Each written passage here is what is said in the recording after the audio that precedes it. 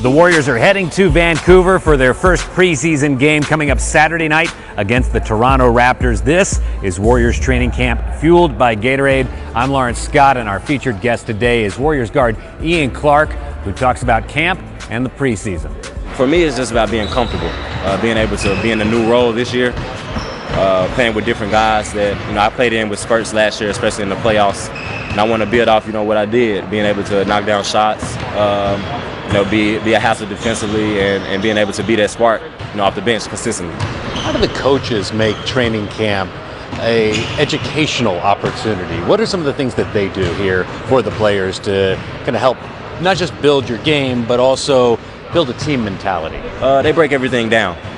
Having a lot of new guys and teaching them the offense, where they're going to be in certain spots, because we got a lot of guys that can play multiple positions. So for them to break it down, step by step, drill by drill, to get guys to understand it, and then kind of put it all together when we play 5-on-5 and things, and when we get to the preseason games. What's the excitement that builds around just getting in game action? Being able to have another opportunity to put ourselves in position to win the championship. And I think a lot of guys, including myself, are excited for it. We want to see how we can do with this group, and I feel like we have a talented group, and we can do some big things this year. How was your off season, and what were some of the things that you were able to do with some of the downtime? Off season was good. I was here early, but mostly I went home, enjoyed my family. It's been a while since I've been in Memphis for an extended period of time, so being able to see my friends and family back home, kind of relax a little bit before. We had a short off season, so before we got back to things, it's good to be home. We want to take you back now to Monday's Media Day to listen in to some of what the guys had to say. Here's Klay Thompson at the podium. These last 2 years, I've been on the side of both winning and losing. Obviously, in 2015, the ultimate gratification when you win an NBA championship, and then the exact opposite the next year, And I look at the bright side of things, and we can get better from it. And, I think everybody in this organization was very disappointed. You had to be if you're a competitor, and that's what makes us a special group. Is that fire will continue to burn inside us until we win another one. So it will last for a long time. It would bother anybody, obviously, but I've been on both sides of the spectrum now, and I've learned from both years what I can get better at, and so I'm so excited for this year. We obviously have a new group, but it should be the same expectation we had the last 2 years. Front row left, Mark Stein. Klay, there's obviously a lot of newness around here, and on the outside, all of us are asking, how long will it take for this team to kind of mesh? Yeah. How long do you think it's going to take to play with instinct and like you guys have in the past? I don't think it will take very long. It will take some time, obviously. It's our first practice tomorrow together. So it'll be some rust out there, and but I anticipate it won't take that long. That's what the preseason's for. It's exciting. It's crazy to think we have a game this weekend. It came so fast, but it's wouldn't have it any other way. So I can't put a number on it, number of days or how many games, but we're all unselfish players, and we all love to play, and our front office does a great job of getting guys who fit the character of this team and just want to win. So I don't think it'll take that long. Right side here, front row, Monty Poole. Monty Poole, CSN Bay Area. Klay, a couple of months ago you said that you won't be sacrificing anything. People ran with that as if you said, I'm going to take every shot or something like that. Yeah. What did you mean when you said you won't be sacrificing anything?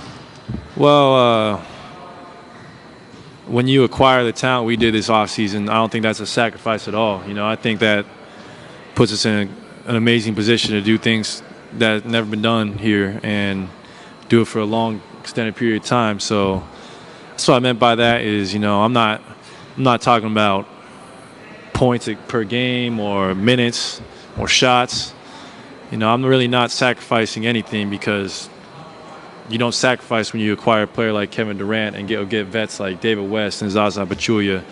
I think we really got stronger, which is hard to even imagine because we had such a great year last year. So, yeah, that's what I meant by that, though. Left side over here, Scott Cooper. Scott Howard Cooper from NBA.com. How much did you hear the trash talking about 3-1 from fans, maybe shouting at you when you were in other arenas this summer or just out in public? And do you want to hold on to that? Is there any part of that that could be motivation?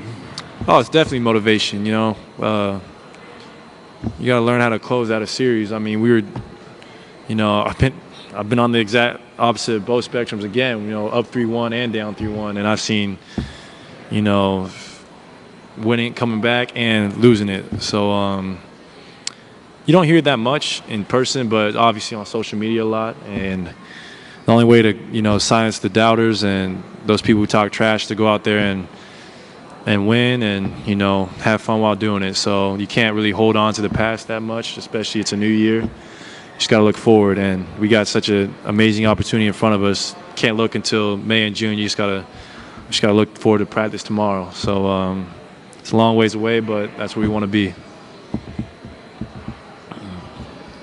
Clay over here on your left. Turkish television, Uyghur Askan. Last season, 73 wins. Is there a discussion of trying to beat that coming in this year? And which team do you like? Are you looking forward to play more, in Oklahoma City or Cleveland first? Which one will be more intense? Well, I mean, great history playing both teams. Obviously, playing the Cavs the last 2 years in the finals, they have a great team. And say OKC, they got one of the better home court advantages in the NBA. I don't see them losing that anytime soon. And it's always fun playing in that building. But I'm sorry, what was the first part of the question? I forgot. Oh, sorry. Yeah. I mean, it's not our main goal, but if it's there for us at the end of the year, you might as well try and get as many wins as possible. We're trying to win every game we're in, you know. Doesn't matter if it's the preseason or the playoffs. You know, I try to approach every game the same. That's how you build great habits. But we don't put a list or a number on the wall, and that's what we want to get to. We just obviously you want to go 82-0. It's not really realistic, but I think every team wants to do that. But just, you know, you don't try and say you want to win this many games. You just want to try and win every game, and you can live with the effort if you do that. Middle section, third row, Felicia. Hi, Clay. Felicia Purcell for SportsInTheBay.net. And last year, you guys talked a lot about having a target on your back coming off the championship. And this is going to be a two-parter. Do you feel that you guys will have a target on your back now with the addition of Durant? And secondly, Draymond talked about how he has grown as a man. I asked you this question last year as well, but tell me how you've grown as a man this offseason as well. Well, to the first part of your question, I think it's great if you have a target on your back. It makes you play an edge every night. It doesn't give you any nights off. You know, it's always a marquee game when you go into an opponent's building. And it's a position that not a lot of NBA players get to be in. So we embrace that. And if we didn't have a target on our back, you know, all this media wouldn't be here today. So it's my 6th media day, and to see how much our popularity and just the attention we've gotten, how much it's grown, it's amazing. We don't take it for granted. And the second part of your question, yeah, Draymond grows every year. He's one of our best leaders. He's one of the best players in the game. And for me, I think I, you know, grew as a man this offseason, just learning how to deal with adversity, you know, having that monkey on your back, being a couple minutes away from NBA championship. You got to, you know, that's was on my mind a lot, and it makes you stronger. It makes you work that much harder. So I'm going to be even that much hungrier this year. And I think that's how I grew this summer, is just being able to foster those emotions into, you know, positivity as far as working even harder and getting that work in the gym. Left side, last row. Hi, Elise Kirshner from NBC Bay Area. Both Draymond and Steph talked about what Colin Kaepernick has been doing in terms of taking a stand and protesting. Do you have any thoughts on that, and do you have any plans on whether or not you will stand for the national anthem? Well, what Colin's doing, it's amazing because he's backing up what he's representing. You know, he's not just going out there seeking the spotlight or doing it for attention. He's really trying to make a change, and it's very honorable. You know, there's a lot of guys out there who might just do it because a lot of people are doing it, but Colin's actually out there. He's really trying to make a change and use his platform to better our society, and there's a lot of honor in that. And this is a great country, but obviously there's a lot of things that are going on right now that are really disheartening, and Colin's trying to make a change. So it's really inspirational, not only us athletes, but the younger generation and the older generation as well. And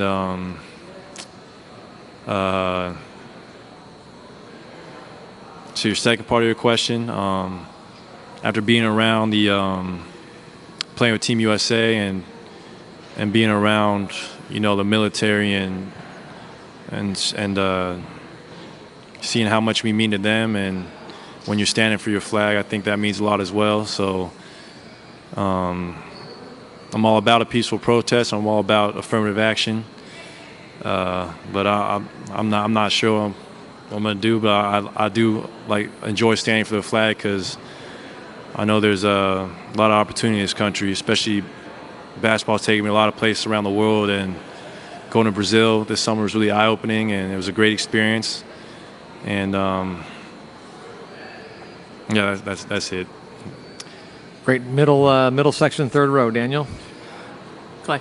Daniel LaRue, Real GM. Have you noticed a difference physically for when you, let's say, play the whole first quarter and then rest to start the second, versus when you get pulled out earlier and then come in the second? And do you have a preference between those two things?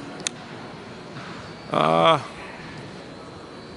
mean, if you make 5 or 6 shots in a row, you want to stand. You want to go till you miss. So there's no preference for me. It's I know I'm going to play a lot, so it's not about playing the whole first quarter. I know Steve likes to use me with that second unit a lot as well. Fresh, start second quarters. So whatever's best for the team. I think I'm in good enough shape to be able to play 40 minutes a night, but we got such a deep, talented team. There's no need for that, and it's such a long season. Great. Anything else for Clay? One last one right here, third row on the end, left side. Yoko Miyaji of Global Japan. With the summer that the Warriors had, how do you see that the team is changing this season, and how do you see that your role is going to change? Obviously, we acquired some new players, some great players. That's what makes this season going to be so exciting. There's a lot of anticipation. I don't see my role changing that much. Be aggressive on offense and try and play, stalwart defense on that side of the ball and be a pest. So we got a very unselfish team, and no one's going out there to seek their own individual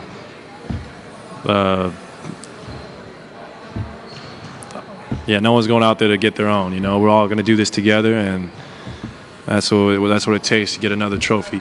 And Kevin Durant spoke to the gathered media on Monday. Here's some of what he had to say. It's new and fresh, and looking forward to it, man. I just got super excited as I was walking in here, and just to play here and play for this great organization and play with these great players. I'm excited.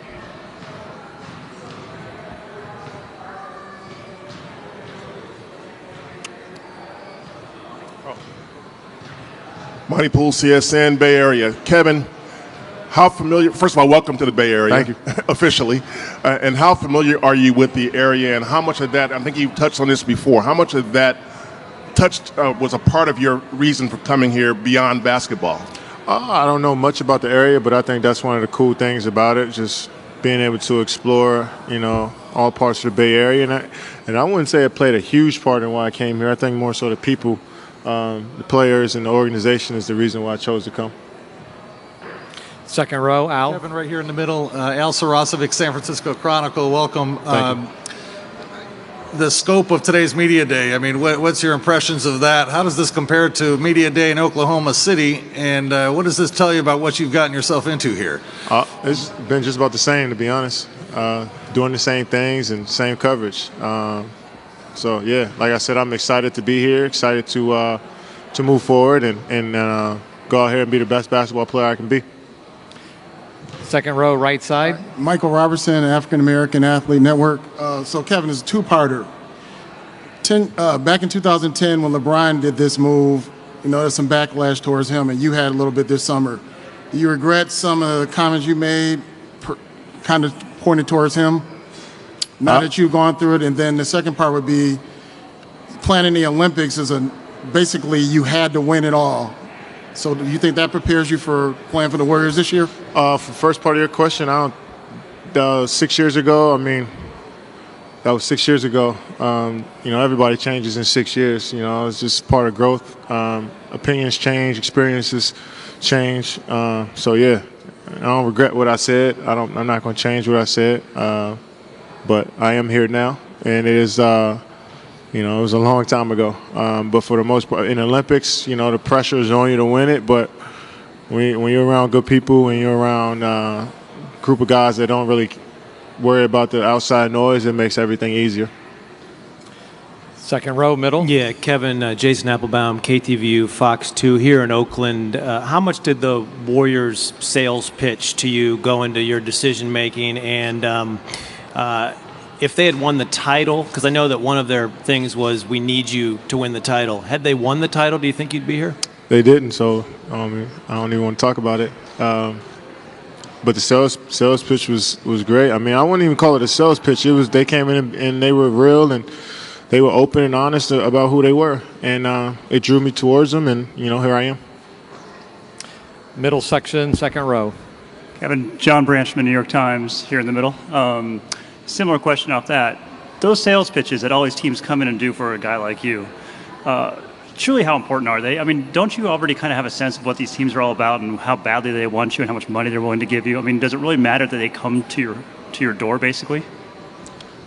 Yeah, it matters. You want to see these people up close. You want to know what they're about. I'm at the point in my life now I can meet someone and I can kind of figure out what they're about and what they stand for just from talking to them and sitting down and talking with Bob and the rest of the guys for a couple of hours. It showed me all I need to know. Second row, right side, Ethan. Ethan Strauss, ESPN. I'm wondering, how big a move was this for Nike, and does this really help them that you're in a big market like the Bay Area? I was just at Nike the other day. They didn't matter where I play. They didn't care where I play basketball. They support me. We have a great partnership. So, I didn't let them know what I was doing until I did it. They weren't in any meetings. They just supported me no matter what. Third row, right-hand side. Yusef Beg, Napa Valley Register. Did the reaction you got after you made the decision this summer, do you have kind of a chip on your shoulder, a little more, emotion behind the way you're going to approach this season? I've always played with emotion. I always play with passion. But my thing is just playing for myself. I don't want to go out there and play upset at everybody else. That takes me out of who I am. So I'm just going to play my game, enjoy the game of basketball like I've always been enjoying it, and everything else will work itself out. Far left side, standing up against the wall. Over here, Kevin. Phil Barber, Santa Rosa Press, Democrat. It can be difficult for anyone coming into a new work environment, working with different people. Did playing and hanging out with Clay and Draymond in Brazil ease your way into this at all? And did you learn anything about them as teammates? Yeah, you learn little small things. But it's USA environment is totally different from being in the NBA environment. But I'm looking forward to learning more and more about all of my teammates and seeing where I can help and be the one of the guys that they can lean on. So it's all about leaving my imprint on the team, and I think I've learned different ways to approach that and to do that. But being around Clay and Draymond for that month and a half or so was pretty cool. It made coming in here today pretty easy. Our coverage picks back up in Vancouver as the Warriors face the Toronto Raptors on Saturday night. This is Warriors training camp fueled by Gatorade.